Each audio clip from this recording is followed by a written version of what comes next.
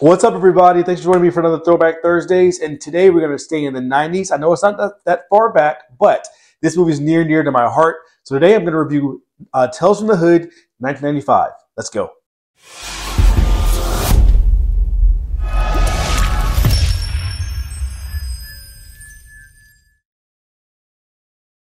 So, for those of you that have had the pleasure, the absolute joy, pleasure of seeing Tales from the Hood, it is one of a kind. Absolutely one of a kind. Now, the sequels afterwards, you can skip those, but for this, if you've not seen this movie, I believe it's streaming on Tubi and on Amazon Prime, if I'm not mistaken. I'll put down in the description below once I finish this video as to where it's streaming, but I wanted to review that one today because we're in Black History Month and because it's one of those movies that flies under almost everybody's radar. So let's get started. So Tales from the Hood is an anthology film directed by Rusty Cundiff. And it stars Clarence Williams III, David Alan Grier, and a host of other great 90s actors and actresses from back then. What I love about this movie is it's a horror movie, obviously, but it takes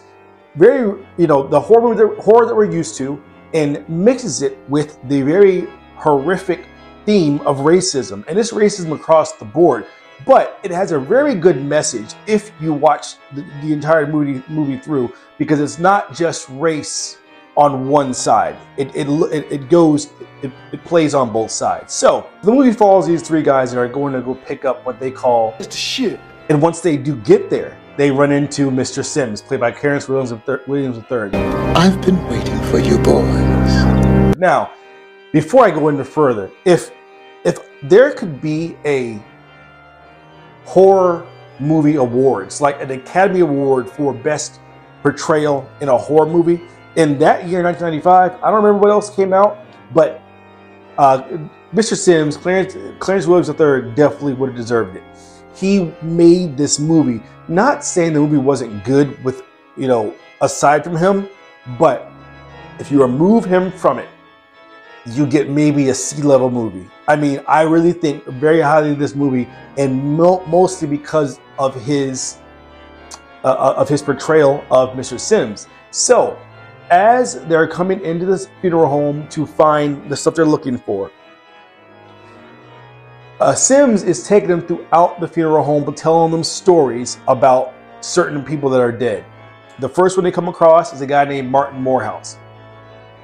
Martin Morehouse is a politician that is shedding the light on corruption in the police police precinct of that time.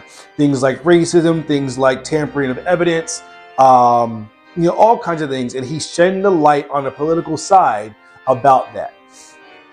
So he gets pulled over one day by a white cop, a black cop, and two other white cops. And in their question of him, they end up getting frustrated and beating him up almost to death.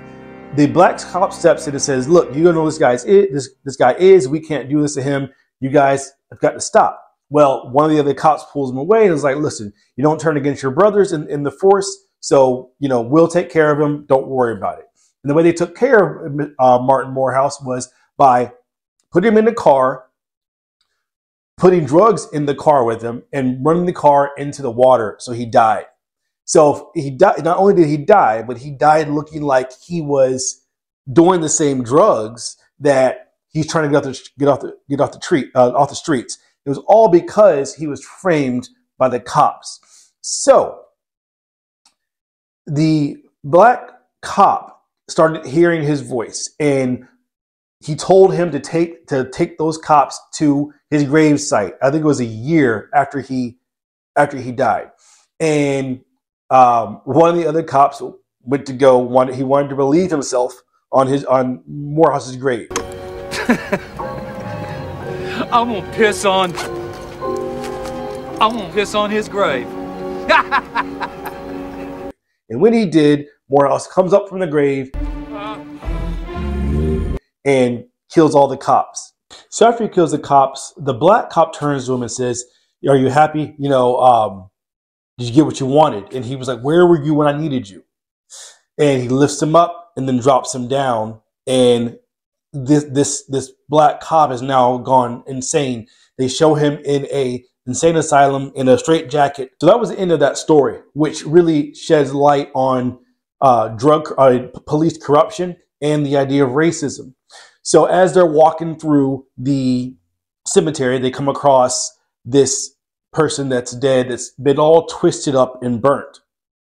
And they're like, okay, this is, of course they're like wondering how they got there. So Sims tells them the story of a boy named Walter.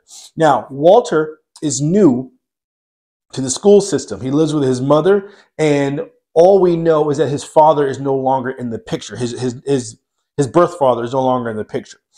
So when he comes to school, the teacher and the guidance counselor notice he's got bruises on his arms, bruises on his face.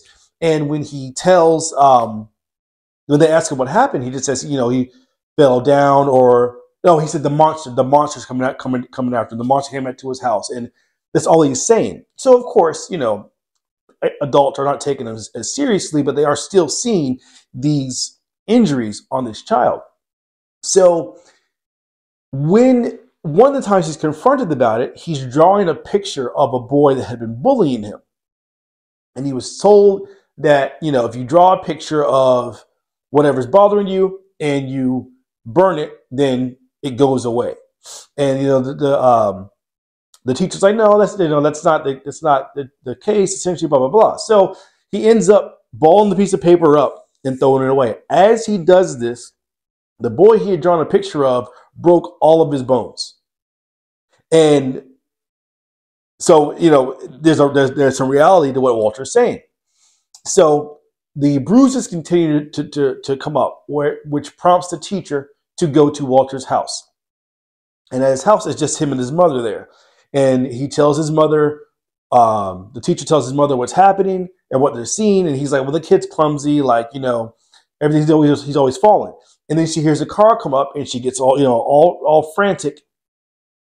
In walks David Alan Grier, another person that could have been won an Oscar for Best Supporting Role. His role in this was very, very small. But if you know David Alan Grier and you know his comedy in Living Color and various other endeavors, this was to play this overbearing, abusive, just horrible person is far from anything he's ever done before. And he kills it in this role. Does an absolutely phenomenal job. The teacher talks to him and is like, listen, we're worried about Walter. He's coming home with these bruises. He was like, and he thinks his monster is doing it. And he's obsessed with, he thinks he has to kill this monster. And the teacher shows him the picture that Walter had drawn of that monster. So he looks at it and says, I'll talk to him. He says, well, that's it? You're just going to talk to him? He said, I'm going to talk to him. Teacher leaves. And that's when David Alan Grier brings Walter down and starts to beat him and beat his mom, which prompts the teacher, because he hears the commotion going on. He runs back in the house, and the three of them are all trying to fight off David Alan Grier. And as the graphics of this movie are they're not very good, but they're not very good in the point that makes it charmingly comical. It's not like horrible, not good, but it's just like you can just tell it's silly. There's a scene where David Alan Grier grabs the frying pan and is about to swing it, and Walter takes the picture he had and pulls back the arm on the picture. So his arm snaps back and flips around. It just looks it's so cheesy looking, but it's so amazing at the same time. So he ends up destroying the monster by destroying the picture. And then they set it on fire, and that's the end of that story. But that story goes to another theme that plagues, unfortunately, a lot of children, and this is abuse of the people that are caring for them. And the idea of, do the people they're telling actually believe them? Because it took a little bit of time before people started to get on Walter's side, so that was a pretty jarring theme that it tackled in that one. So that's the end of that story. They keep moving on, and they move on to, they come across this doll. And the doll reminds me of like the Puppet Master size dolls, or pretty small doll. And the story about this one was there's a guy named Duke Metzer who was running for political office, and he was a previous KKK member. And in hearing him talk, like, he's full on KKK. Like, he still has the same beliefs. Nothing's changed about him. He's got a PR guy who's trying to help clean up his image, but in the talks where with the cameras are off, where no one's watching, you still know he's still very much in that mindset.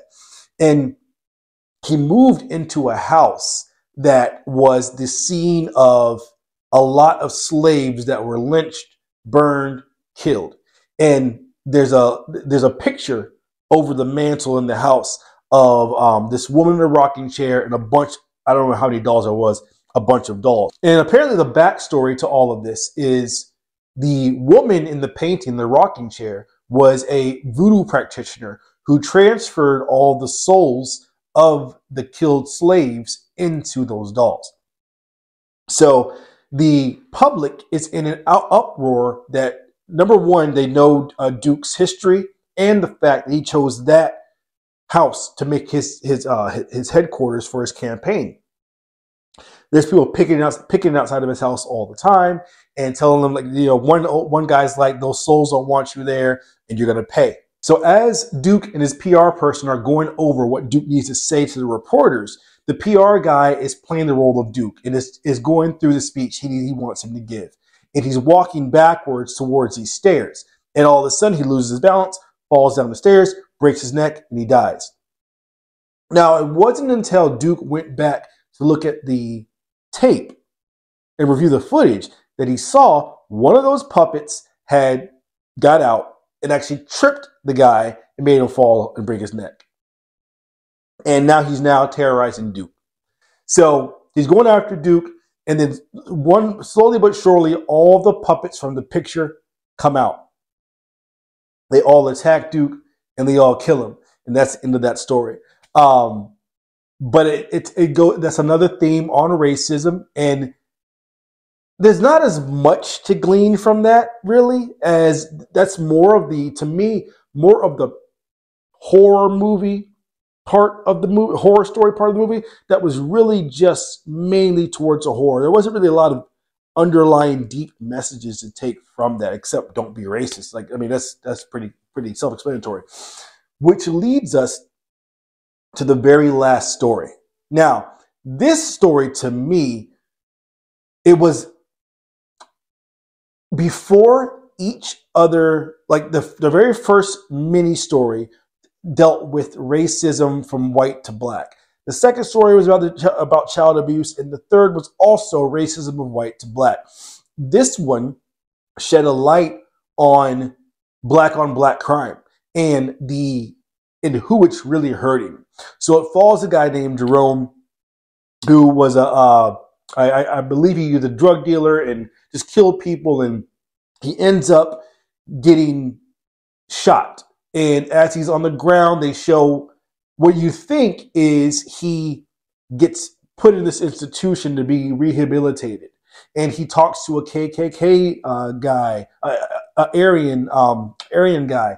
And the Aryan guy's telling him he's pretty much doing my job, his job for him, by killing all the same people that he was already after anyway. Which obviously makes Jerome kind of like, look at himself like, oh, okay, all right. Well, if that wasn't enough, he is then put into this this chamber where there's no sound, no light, just his own mind. And in his mind, he starts going through all these people that he killed. The first guy, he's like, you kept coming up short. I had to do. The next one was a group of people that I believe their people killed one of his people, so he came and killed them all. And they all confront him about, why would he do that? And he's like, look, I had to get you guys back. Then it goes to a little girl who was like, I was just playing in my room, and a bullet through one of your gun, killed me. So it's very jarring to have to look at yourself after doing all these things you thought you were right in, and seeing the effects of what it has on other people, and also what it means for the people you are killing, and what you're you'll really be more of the problem than you are the solution. So at the end, he kind of snaps out of it and realizes he was never taken to that facility. Once he was shot, that was all in his mind that it went through. It now cuts back to him on the ground, bleeding after being shot, and the guy standing above him shoot him and kill him, which goes back to the funeral home. And the 3 guys that killed Jerome were the same 3 guys that were in the funeral home. So as soon as this, and they that wasn't revealed to us until the end because their faces were blurred. After Sims still tells that story, they're like, you know, you knew this all along. You didn't call the cops. We want to know why. And they're like, you know, clearly there's a reason you're not saying anything. So they're about to kill him because he knows that they killed this guy. The leader is like, no, let's not kill him right now. We came here to get what we need to get. Let's have him take it. Let's have him take us to that first, and then we'll kill him. Shit. Yeah. Follow me.